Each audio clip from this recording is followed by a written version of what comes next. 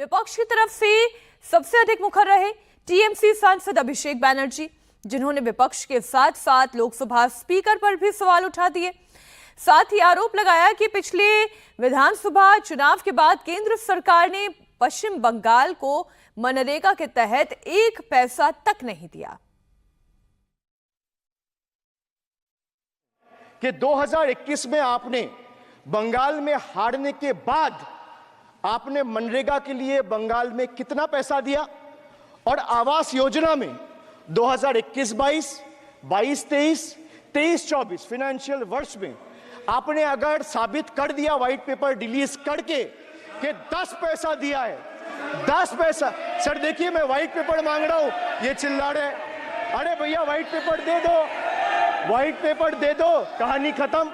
Sir जिसके पास कागज नहीं होगा, सर व्हाइट पेपर मांग रहे, सर व्हाइट पेपर मांग रहे, चिल्ला रहे, इनके पास कागज नहीं है और पूरा देश से कागज मांग रहा है सीए का नाम पे, ये बीजेपी है।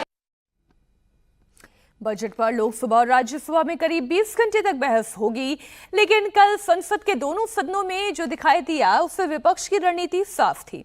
उनका इरादा बहस पर चर्चा करने से ज्यादा सरकार पर हमला करने का है।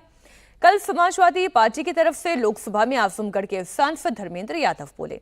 इस दौरान उन्होंने बीजेपी सांसद सतीश गौतम पर बेईमानी से जीतने का आरोप लगा दिया। धर्मेंद्र यादव ने क्या कहा वो भी सुनिए।